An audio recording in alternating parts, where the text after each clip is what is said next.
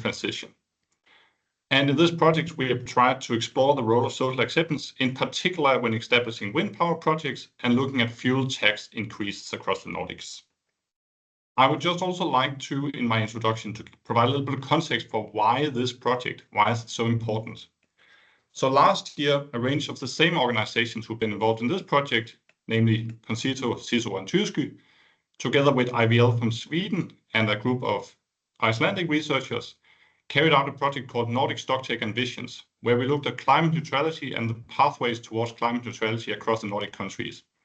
In that project, we concluded that leading by example and achieving climate neutrality requires the Nordic countries to accelerate their decarbonization efforts in all sectors. I think everyone here would agree that that is significantly easier said than done. And one of the main barriers to do that, or maybe not barriers, but one of the most important things to think about when we do that is also the citizens of the Nordic countries. So in our Nordic democratic countries, all policies to some extent depend on social acceptance. But especially with regards to climate policies, this is especially relevant for two reasons. First, the pace and then the scale of what needs to happen, as we also concluded in our Nordic Stocktake report last year. We need urgent action in order to meet our climate neutrality goals. We need to accelerate climate action, preferably yesterday. And it's becoming increasingly clear that we need to change a lot of things to actually reach our climate neutrality goals. We need to change the way we live, the way we transport ourselves, what we eat. And that requires profound changes in the everyday lives of the Nordic citizens. In order to actually achieve all of this, we need to get Nordic citizens on board. We need social acceptance, public support for all the green transition initiatives that are needed in this process. That's why it's particularly important for climate policy, because of the pace and the scale. We can also see when we see across Europe that lack of social acceptance that plays a large role both in the lead up to the European elections, but also in elections in a lot of European countries this and last year, where all of these issues are becoming increasingly important in regards to climate change. So to gain a momentum in the green transition, we need to focus a lot more on this very important topic of social acceptance. And I think we've been very good at that in the Nordic countries, but we also need to carry that into the political debates. And then before I finish up, I also want to highlight that this is not the only project in the Nordic countries that focuses on these issues. There are a lot of other projects, also some that the Nordic Council of Ministers have funded.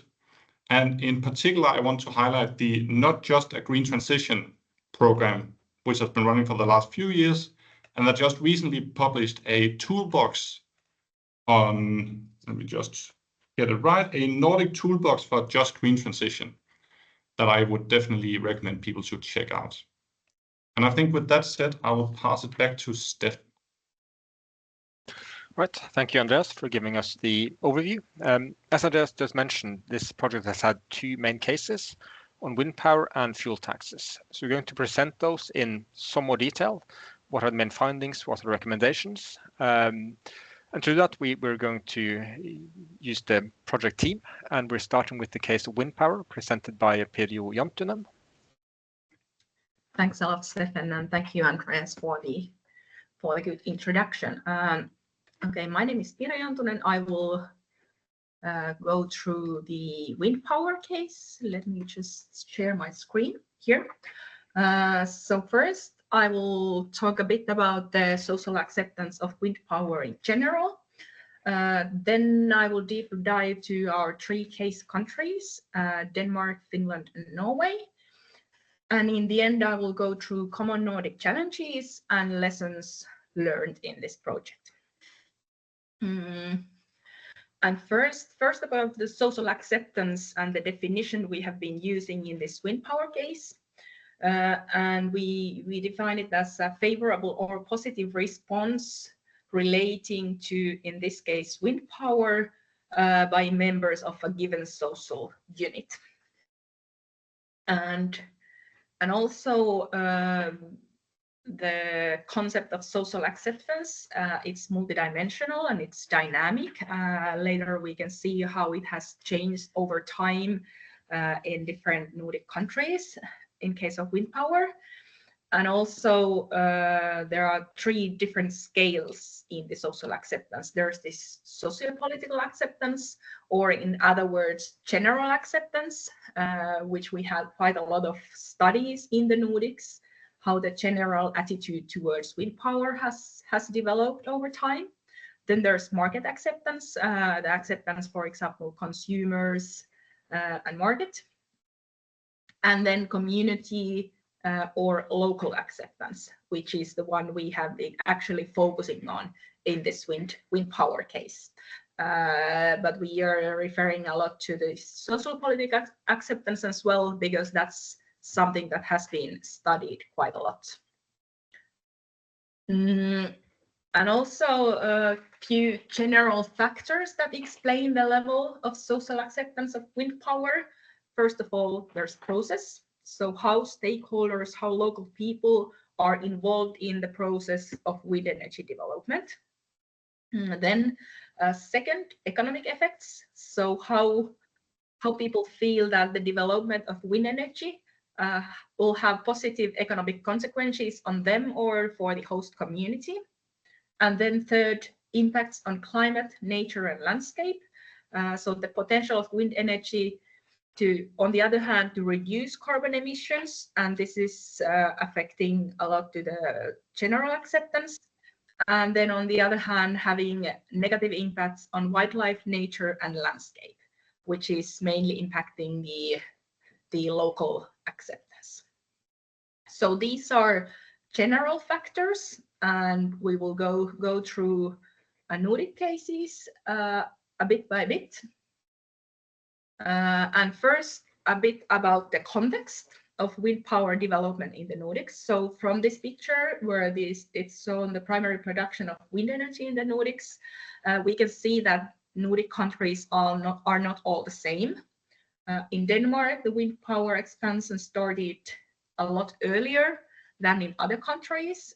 And then Sweden and Finland and Norway, the increase has been rather rapid during the last decade. And then Iceland, the development hasn't yet started. There are few wind turbines, and there's a discussion about the wind power development, but there's no wind parks yet. So also when the development is different, the discussion on the acceptance is also different.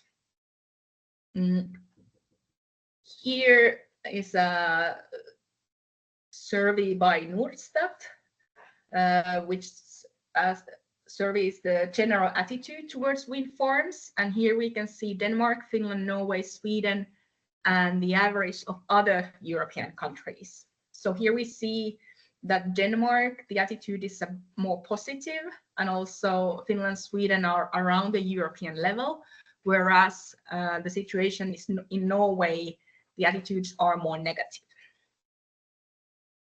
And when going deeper to these case countries, starting from Denmark, generally the socio-political acceptance is relatively high. There's an example of a survey by Danish Chamber of Commerce, where almost 70% of Danes responding to the survey wanted more windmills. But when we go to the community acceptance, the acceptance is significantly lower, and there are many projects which have been dropped due to local resistance. For example, according to a study by Möller, 1 out of 5 wind turbine projects have been dropped since 2009 due to local resistance. But also, it has to be noted that local acceptance has lately increased in some municipalities. One reason might be the geopolitical situation and the war in Ukraine, which has affected to the discussion.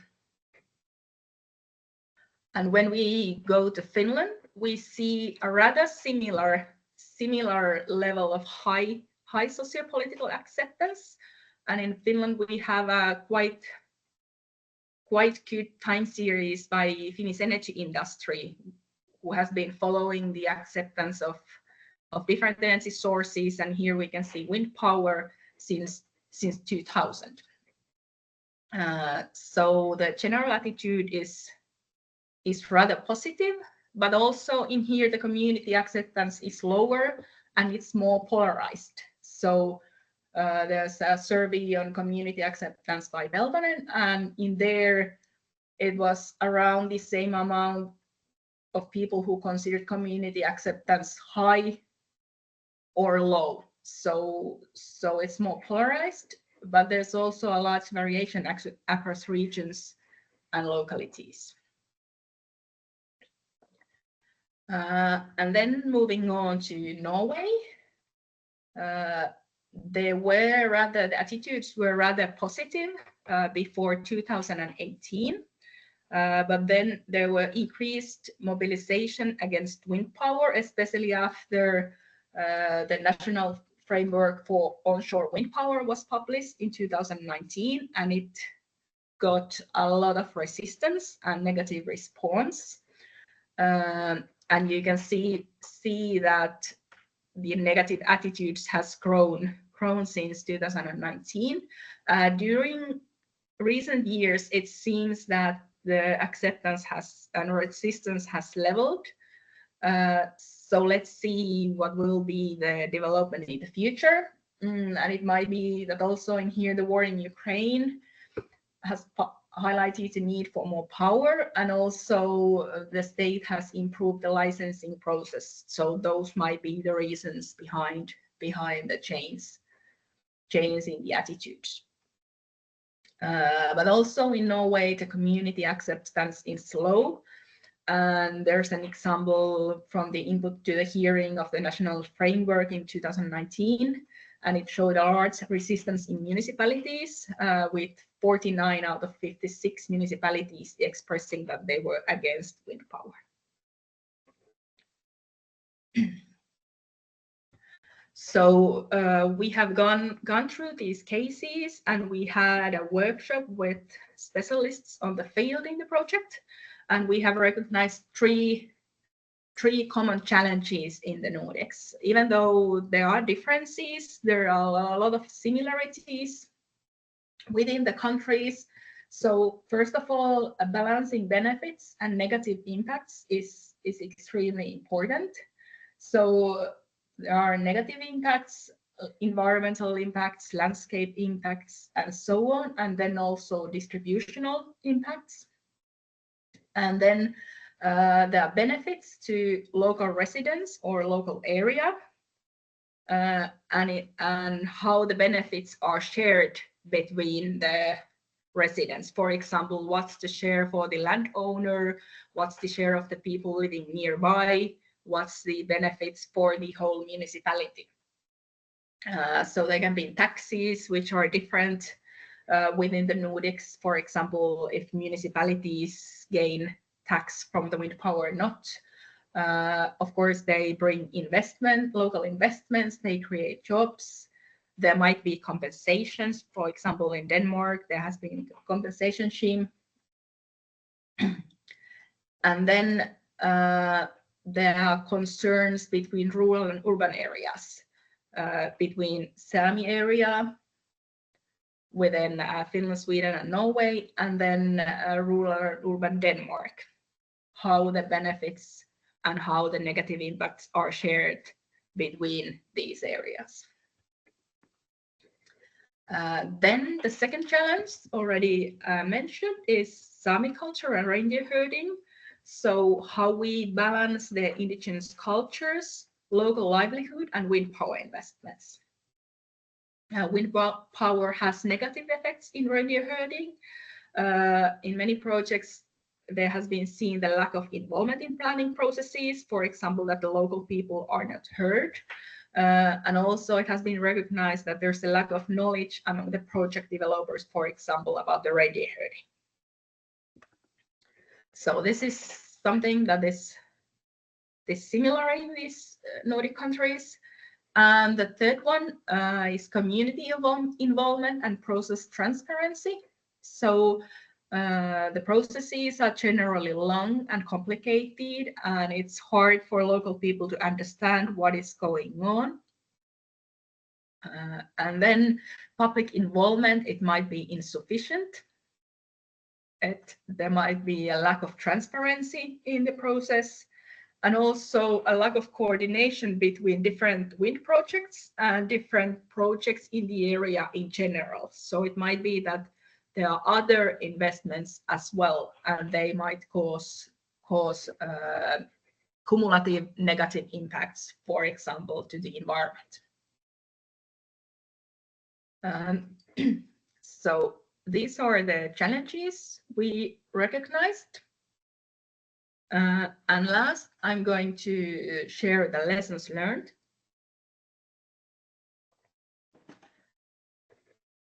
So first of all, we recommend to draw a big picture together. So there's a need for holistic perspectives, holistic planning, and shared visions.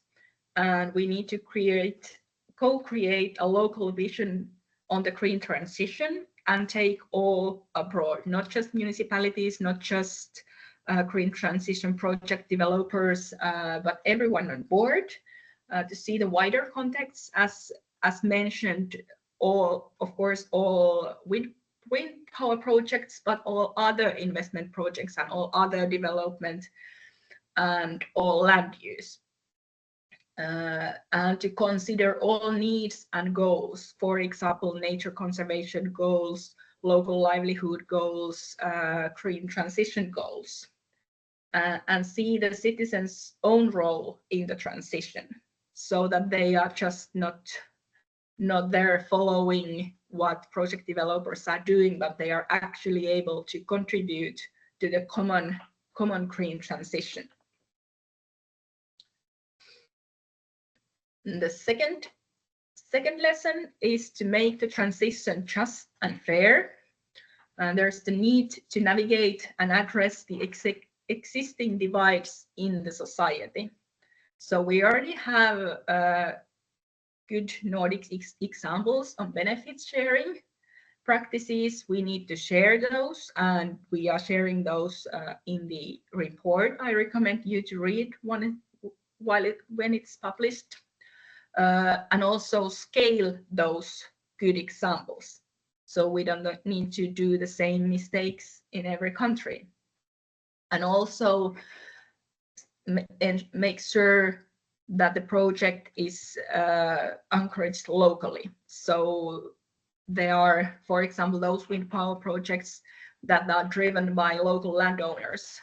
They are accepted better than those where the project developers just come outside the region.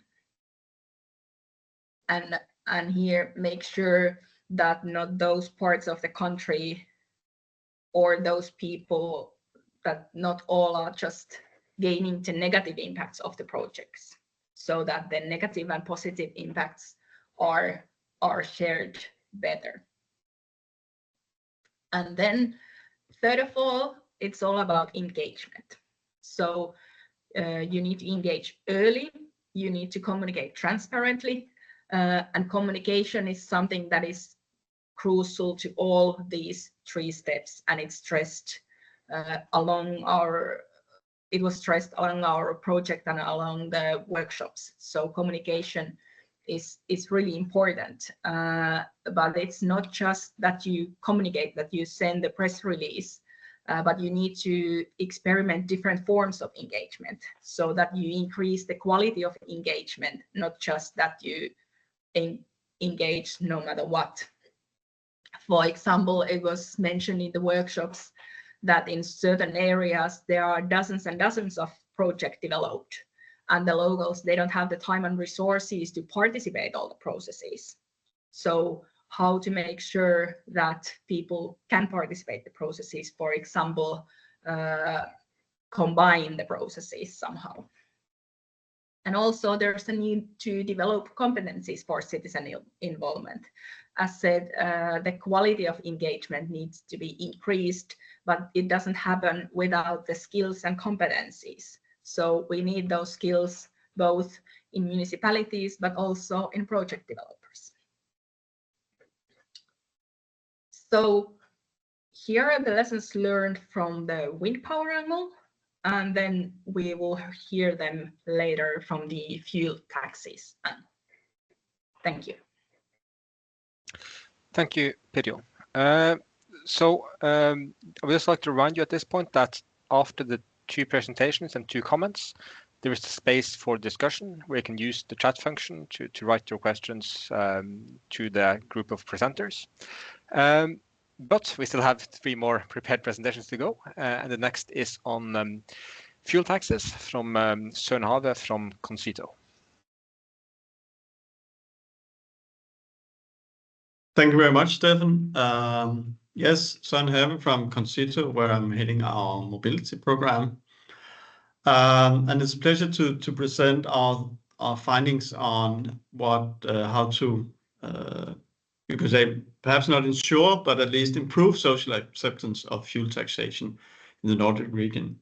I should say, I mean, it's important to stress that fuel taxation can be done for many reasons, and the reason we've been focusing on here is fuel taxation as a climate initiative, which whereas previously in many years in some countries it has been a revenue initiative from governments. So and since it's kind of, you could say, more an economic initiative, we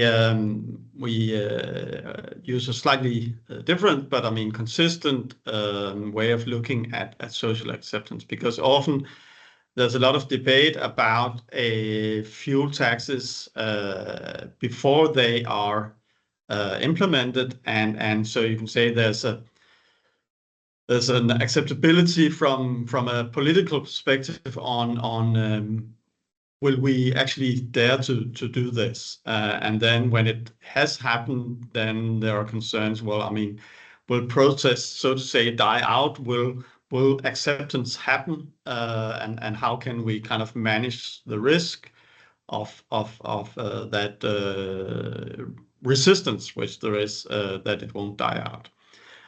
So that's the view we have been taking on this. Like in Pier's case, we also looked at various factors explaining the level of social acceptance. One factor that is very important and comes up persistently is the kind of the fairness of the tax. I mean, taxes hit many people, and then fuel taxes hits all car users, so it's a wide share of the population, and they can kind of reinforce existing unfairnesses in society economically, and so it becomes kind of a spotlight on existing inequality when politicians want actively to impose a new tax. And an important point is, I mean, often there are different groups. We'll get back to kind of urban rural, but also economic divides that could be affected. Also, the tax, I mean, some taxes are kind of, as mentioned, meant for revenue, and then the purpose is that people should pay them. Whereas taxes that are meant for kind of changing behavior, there should then be a possibility for change. So is it possible to avoid the tax? Is there room for changing your behavior? And that's an important point too in this discussion as to whether it is fair. And then there's the perceived effectiveness, and the word perceived here is important because when, as I mentioned, if the tax is being kind of sold on being a climate initiative, then it should also be clear how it then could be avoided, the tax. by changing to other behavior or technologies with lower carbon emissions. And if that is not perceived to be clear, it might be technically possible, but if it's not perceived for many of the car users, then there could be a pushback and saying, well, this is not effective at all. It's just a plain tax. And one point that can also affect how such a fuel tax is being received is what the revenue is spent on. In most countries, revenue from taxes just go into the big bucket and then used for different parts of the state budget. But so in some cases, earmarking can, at least in some countries and some groups of society, improve the acceptability if people can say, okay, this will actually, for example, go to subsidies for cheaper EVs or better public transport or something related to that. The issue is how to kind of make the earmarking specific, but not too specific, so it works counter to the purpose of the tax. But I mean, those are the main kind of factors that can affect how a fuel tax from a climate perspective is accepted. And just briefly, I mean, you could say that support. I mean, we're comparatively high in support of fuel taxation in the Nordics. But I mean, if you look, it's just above average, and they're really not including Denmark, but where again Sweden is at a 3.48 on a 1 to 5 scale, and Finland is 3.35, and Norway is 3.20, and so related to other countries, we are comparatively open to using fuel taxes, but there are variances in the countries. So now I'll dive into the status and the challenges regarding the two main factors on distribution and perceived effectiveness. So it's a general concern across the Nordic countries that there are existing urban and rural divides, both usually in terms of economic possibilities and level of income, but also in terms of what mobility options there are available to people. People living in cities can bike or use public transport to a much higher degree than you live in rural areas. So I mean, if you come with kind of the fuel tax, then people in cities have better options to switch to, and that needs to be managed, and it often comes up in discussions. Well, what about those living in areas where the distances are longer, etc. Also in surveys, some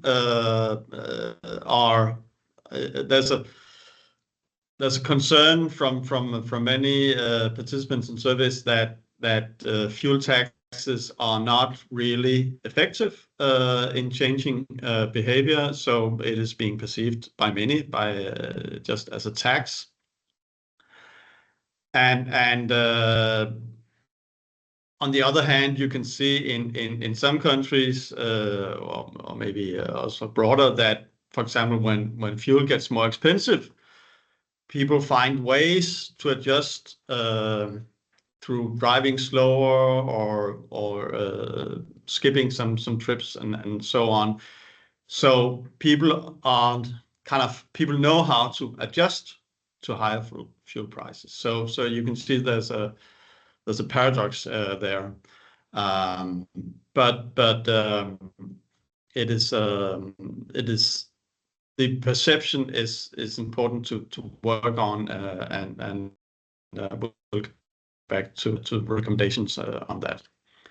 So if you dive in on the lessons learned and the ways forward, and as I put, I mean, in the note at the bottom of the slide, I mean, this supplements, as also Andreas mentioned, the toolbox from the other project under the Nordic Council.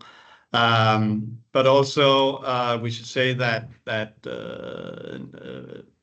most countries are a part of the ETS scheme in Europe that will be enlarged to also cover road transport from 2027.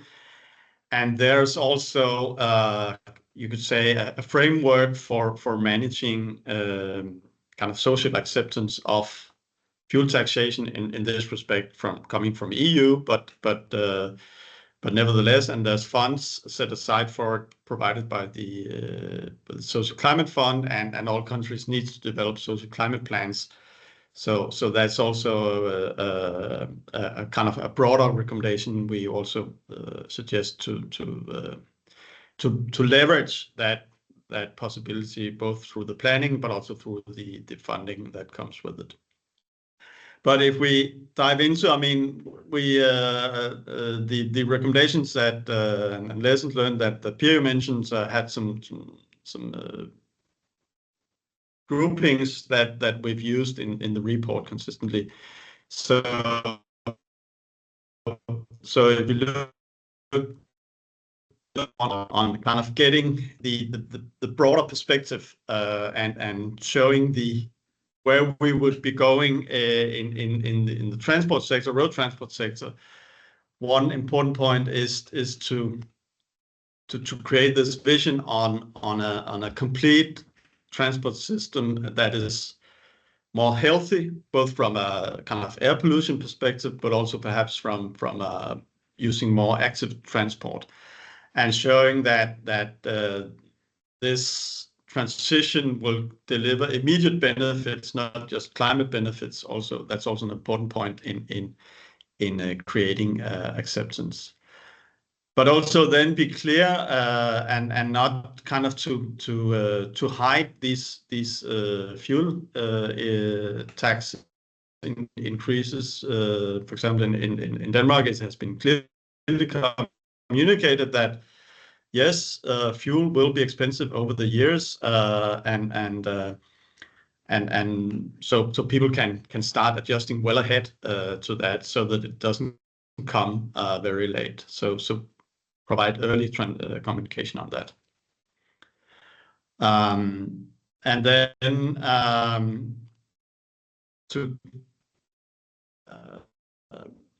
it is, I mean, instead of politically being afraid of raising taxes because of some of the concerns that I've mentioned, it's important to say, okay, we know that this might hit somebody relatively harder than others. Okay, let's find out who those somebody are. Is it a particular region? Is it a particular income group of society? And then supplement with measures that can alleviate that, and then go ahead and communicate that we know what we're doing. We have things in place. We also have funding, perhaps from the EU or nationally, to handle what issues that might be. And make this policy mix. Other ways also to improve ways to kind of shift, give people options for changing behavior is, for example, I think it's called byvækstavtaler in Norway, where you kind of bundle, you have a tax on car use, but then you bundle in various other initiatives that will make it more easy not to drive a car, so that you can, so to say, see a possibility for change and for avoiding the tax. And then, of course, I mean, you need to you need to really understand how to compensate in a way that does not.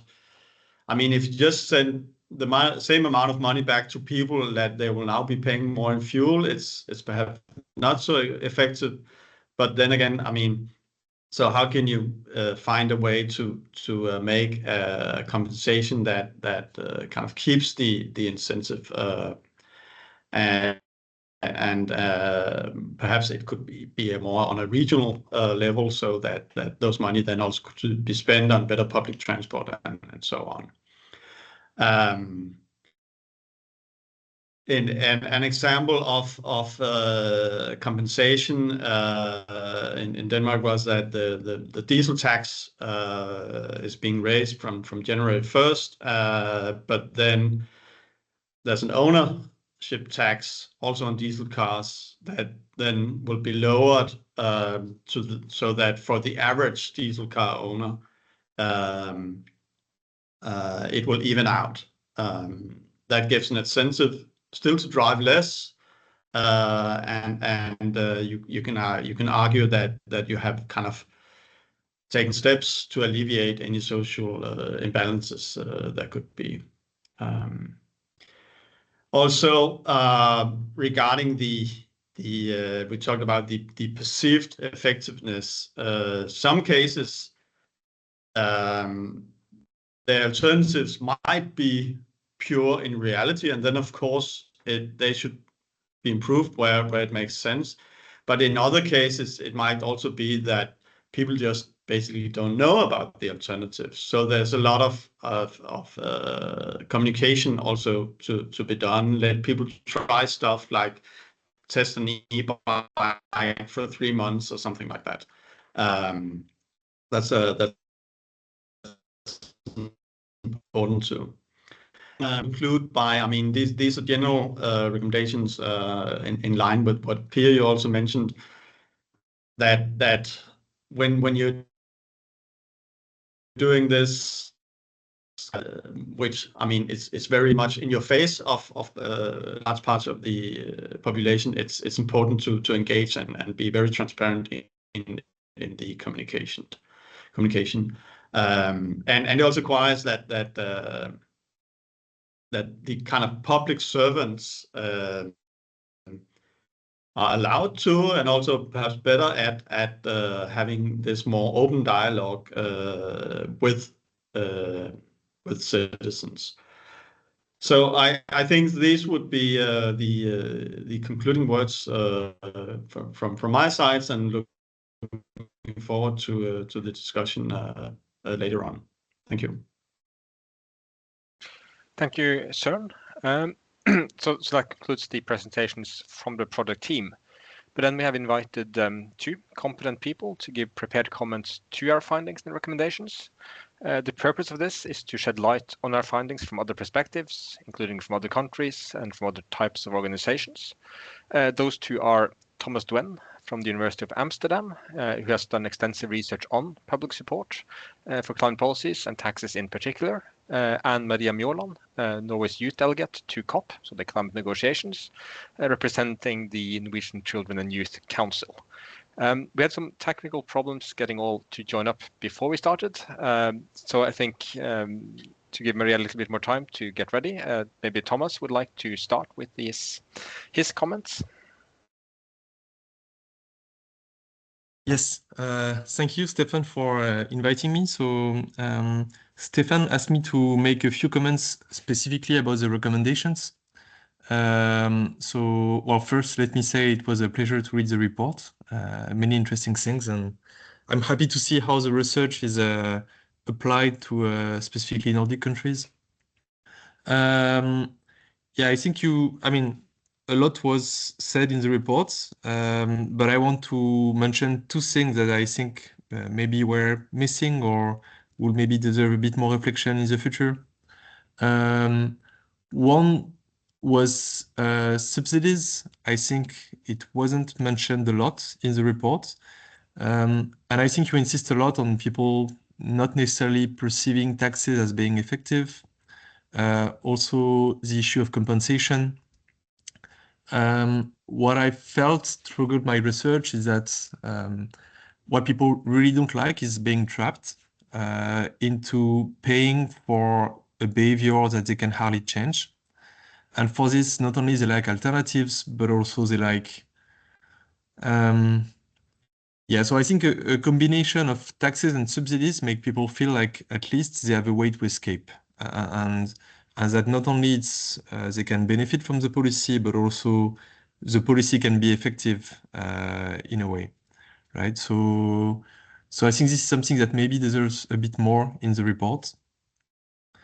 And especially for cars, so you have this bonus, malus kind of mechanisms that you can implement to incentivize the purchase of cleaner cars, and right. So maybe this is something to add.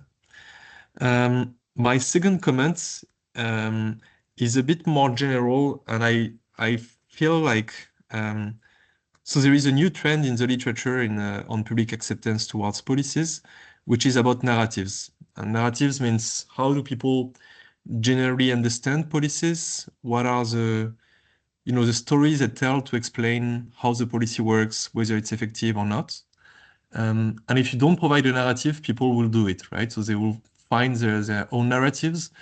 And people also campaigning against the policy may themselves provide narratives to people to kind of lead them to arguments against the policy.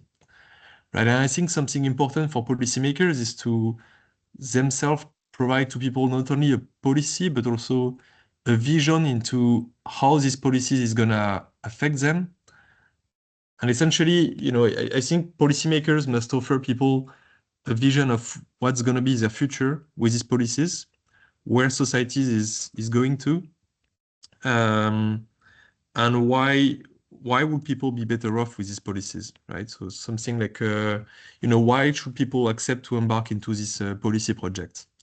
And I think for people who really value climate change, it's pretty straightforward.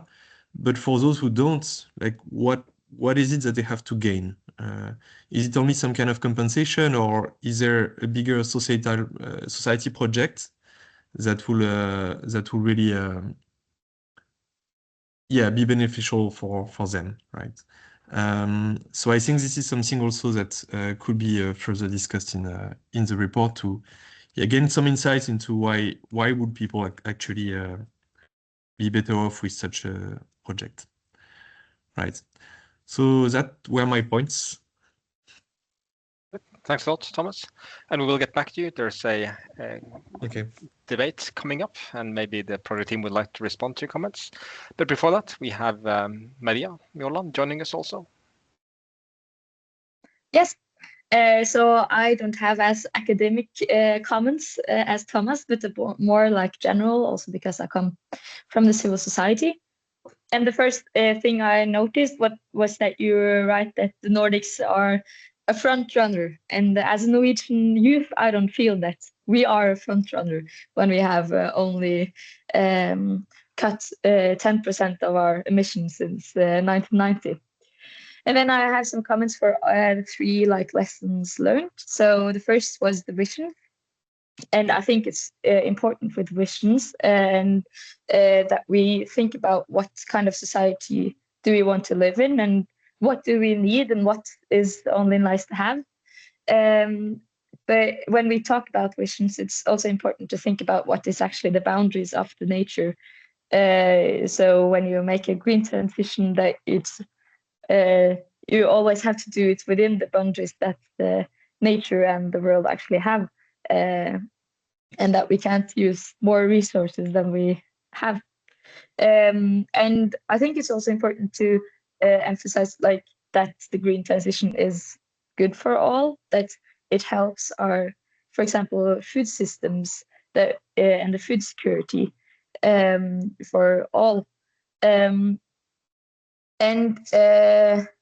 on the local visions, I just thought that it is nice, or it's good to have visions on a local level, but it says that they themselves can come up with how they are going to contribute to the national level of the goals. But then I am scared that we will get the same kind of problem, as we have already in the Paris Agreement, that all of the countries themselves can say themselves what they are able to do, and then you get to maybe 2.5 degrees instead of 1.5 degrees. So I think that when you are going to make such local visions, it's important to also look at how much is it really possible to contribute with, because we need to meet the goals that we have nationally. Yes, and then on the divides, you talk a lot about fairness and justice, and I just want to also make the point that when we talk about fairness and justice, it's, of course, here we talk about the Nordic countries, but it's also important to remember that we are the ones who have emitted a lot, and have that in the background when we talk about how are we going to meet the challenges.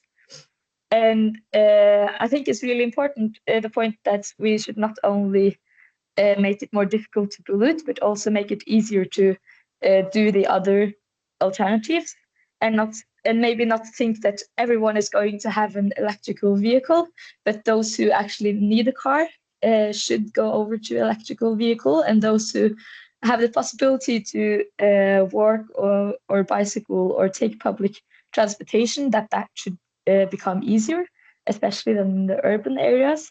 And when you also talk about the Nordic perspective, that it should be easier to, for example, take the train from Oslo to Copenhagen instead of everyone taking the flights. And and also, as you talked about, that when you compensate, that you don't compensate everyone who has a car, but those who actually need to use the car, when you're going to compensate for the social device. And then my last point is that when we're going to ensure involvement and democracy, that we also remember the children and youth who are going to grow up in these areas, and they often don't have the possibility to vote in elections. And since I'm also a youth representative, I think it's really important that we also remember to bring in the youth and children.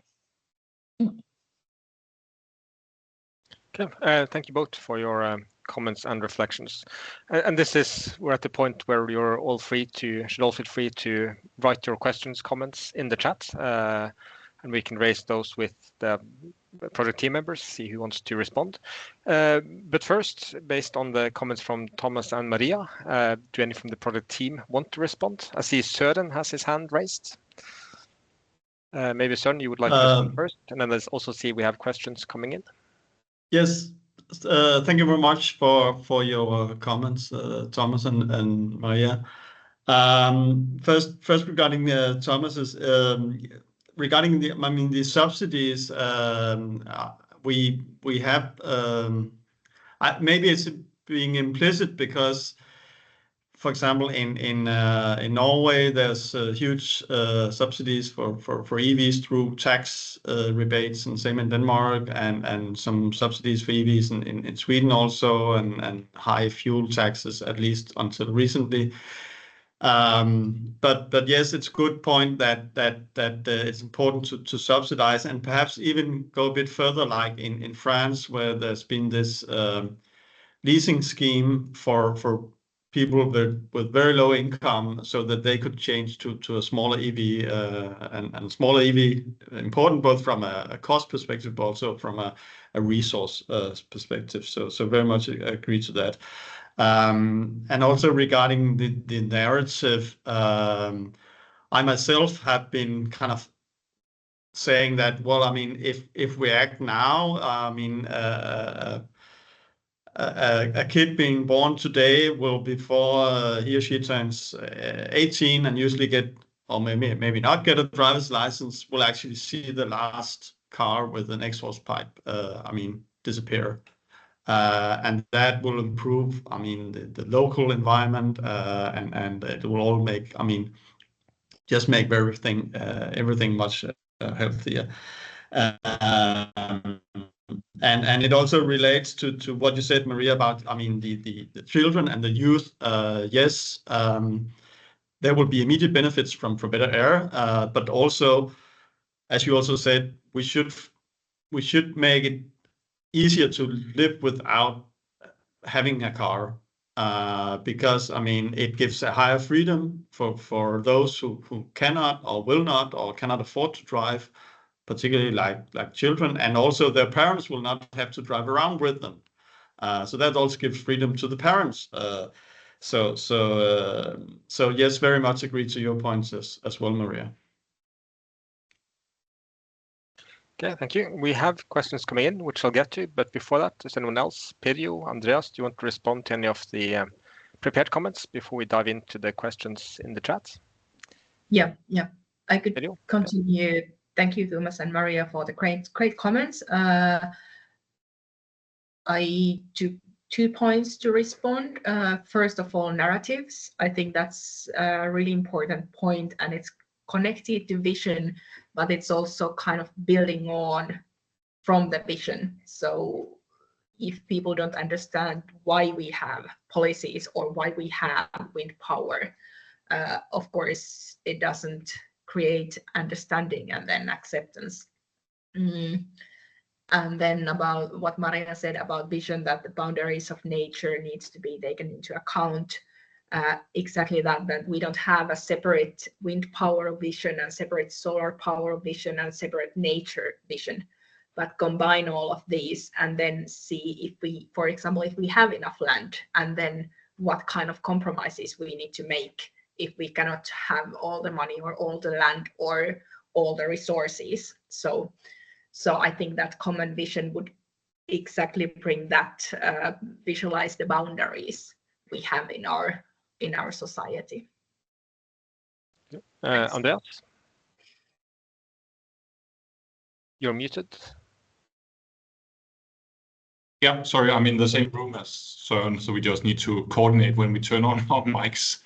I just wanted to build on the last point or the first point that Pirjo said with the narratives and the visions, and also what you said, Thomas, about how opponents to these kind of policies are really good at building narratives, negative narratives about these kinds of policies. I think that's a really important point, because that just emphasizes the fact that we need to then be able to really build positive narratives coming from policymakers and change makers size to explain to citizens why this is actually a good thing for them, and also ensure that it is, obviously.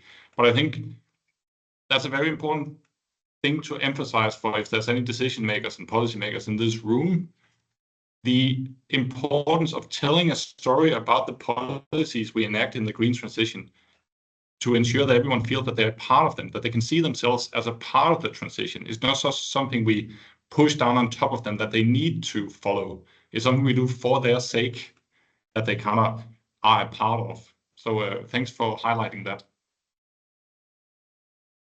Good.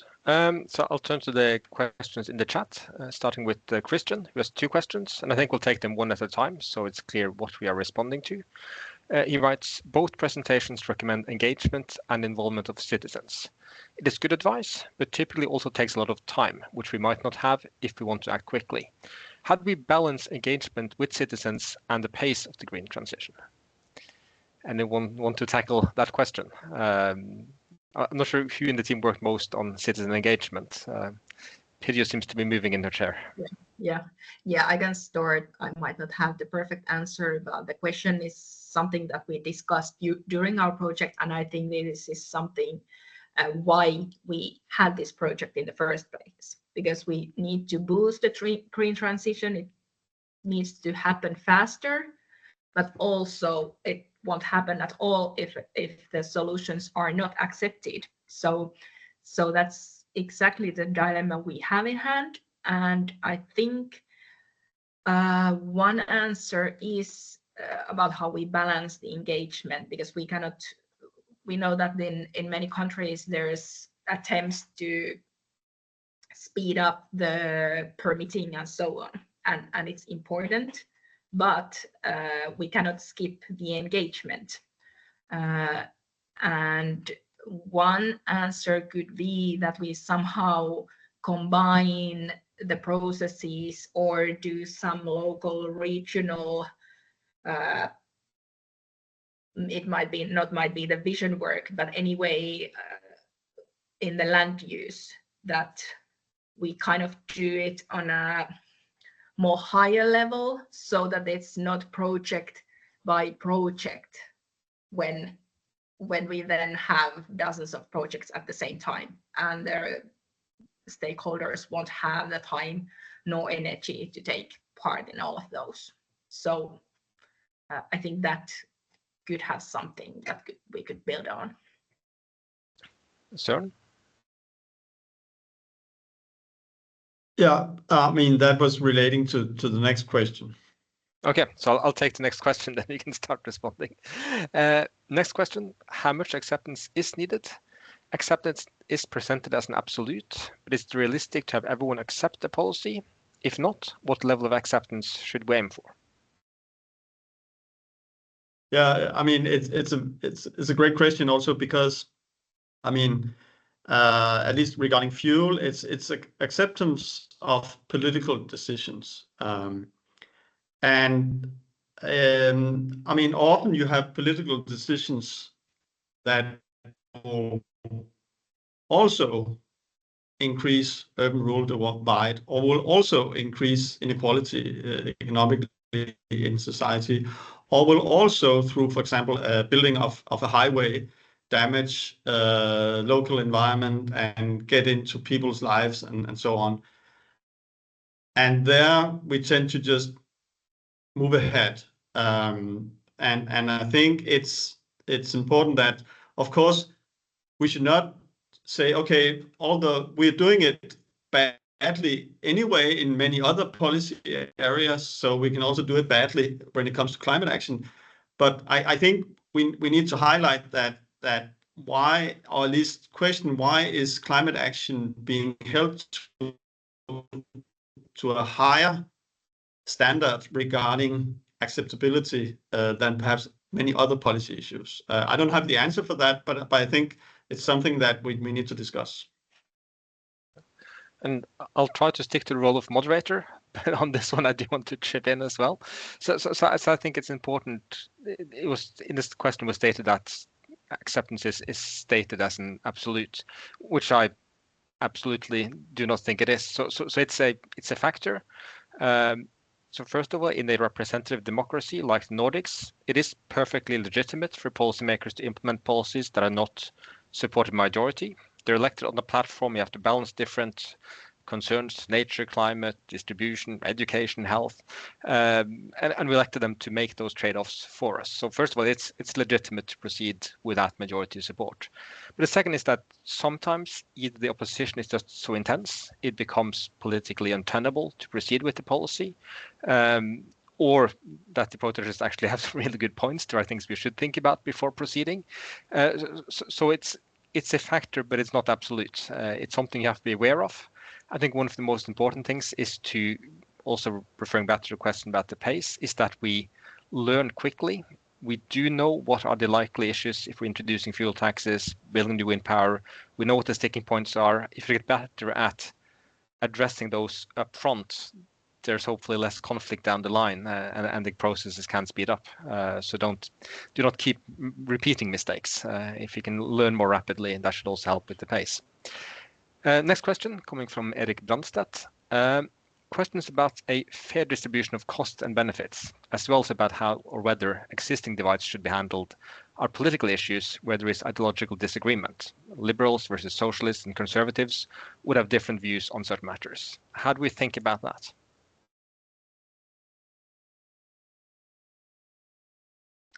Andreas? Yeah, we just have to do the juggling of microphones again.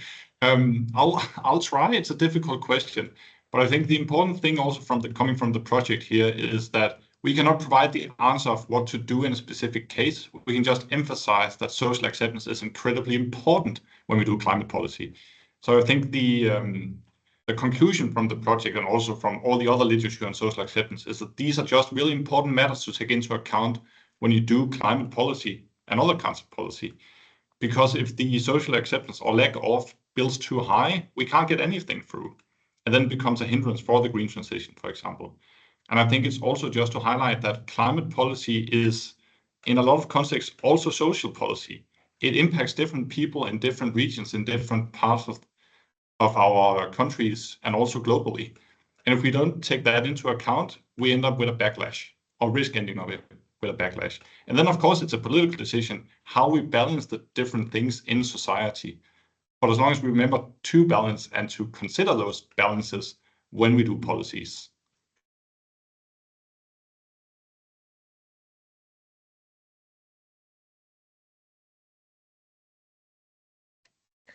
Sorry, I forgot to unmute. Anyone else who wants to respond? I do not see any further questions in the chat, so I'll give it a minute or two before we wrap up in case others are writing their questions as we speak. But does anyone else want to address the last question or earlier ones while we see if there are any additional questions in the chat? Yeah, Andreas? And Søren then. First Andreas. So you have to switch back to Andreas. While we maybe wait for questions, I'll just emphasize, and I'll just let everyone know that we've been talking about this report, and we've had Thomas and Maria comment on the report. There is a report coming out from the project. It just hasn't been published yet. So I would just advise people who are interested in this topic to keep an eye out on norn.org, because that's where it will be published, assumably either by the end of the year or in the beginning of next year.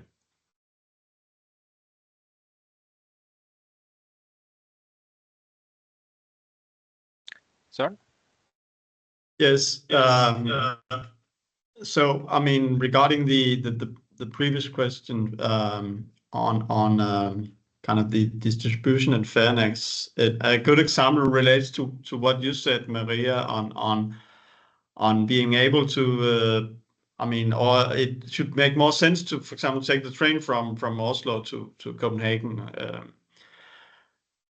Then, I mean, what often is mentioned is that, of course, there should be investments in rail, but we also need, also from a climate perspective, a higher taxation of aviation. But then it is often objected that that is unfair for those with the low income. But then when you look at who's flying, it is people with the higher income. So that's a good example of where you need to be very much in control of the narrative, because there's those who are in favor of status quo will kind of push the poor people in front of them, saying, "Oh, okay, this is not reasonable for poor people," but what they're really protecting is the middle class or upper middle class, that are those who fly the most. So it's just as an example of how you need to, and then you can back up the narrative with facts and statistics and so on, but you need to be out in front before you come with the attacks. Pedro? Yep. I will continue on the question we just got to the chat. Okay, so I'll read out the new question if that's what you're addressing. Yeah. So Christian asked, have you made any reflections on how the recommendations affect different kinds of acceptance? I, for instance, imagine that building a narrative will help a lot with the socio-political acceptance, so general public and mostly, but not necessarily with the local acceptance. Yeah, and I think that different cases would require different narratives. For example, we recommended to build a vision on sustainable mobility instead of trying to increase the acceptance of fuel taxes, because kind of it's important that high fuel taxes would be accepted, but it's easier to get acceptance of public transport or the alternatives. So design policy mixes and build a more comprehensive vision on the whole spectrum. So that would be the case of a sociopolitical acceptance in a fuel tax case. And then in the wind power case, that's why we talk about the local co-created vision that Maria challenged it a bit, so that it should also take account the national goals, and that's right. But I think that the national visions are not enough on a local level, because that's exactly, they build general acceptance. But how we locally, how many wind turbines will our municipality have, and how many hydrogen stations and whatever green transition initiatives, and how our municipality or me as a farmer are benefiting on those. So, and I think that's also the reason that there are differences between regions and different municipalities, how the projects are accepted. And that's something we didn't deep dive, but that would be really interesting, that why in some regions or some municipalities, why the projects are accepted. And it might be that in those municipalities, they have been able to build the narratives, but that's something we don't know. That's just a hypothesis.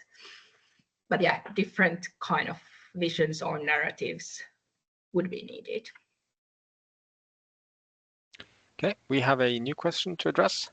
Wind power development, wind projects are quite slow in Iceland. What kind of reflections or opinions have occurred in Icelandic society? Negative, neutral, positive? I think we had some feedback on that in one of the workshops we had.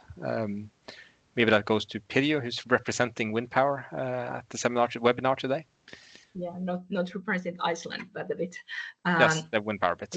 Yeah. Well, we didn't find any surveys or polls considering the social acceptance in Iceland, but there's a case story in the report about Iceland. They have been, I think they have started to create a national vision on wind power, and I think that's something that maybe the other countries, because they are in a different state, maybe we didn't do. I don't know what happened in Denmark during 90s or 80s before the wind power started to grow. But I think that they have started to build a vision and see what would be the impacts and what would be the targets of the country. Because in Iceland, even though there are a lot of local energy resources, they haven't used wind yet, and there's a need for more power. So they have looked into wind and made a report and tried to see that what kind of obstacles there would be and what kind of impacts. So not much knowledge about the acceptance or opinions in the society, but at least a discussion has been there. Okay, I don't see any further questions in the chat. We're not going to keep people longer than necessary. So unless questions turn up very rapidly, I'm going to thank all participants and contributors, especially the two contributors not part of the project team, Thomas and Maria, for contributing to this session. And Andreas, as the project leader, do you have any closing remarks you'd like to make? Not really. I'm just very happy that we had a really good discussion here. I think there's some really important points that were raised by everyone, both our presenters, but also Thomas and Maria.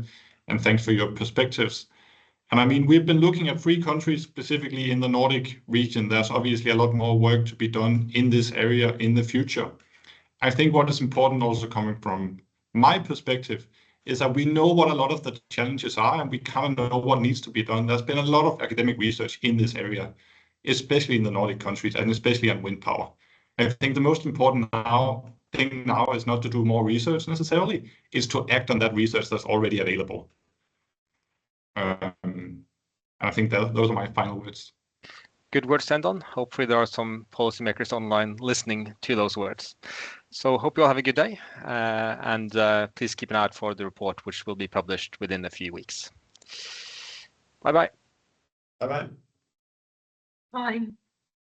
Bye.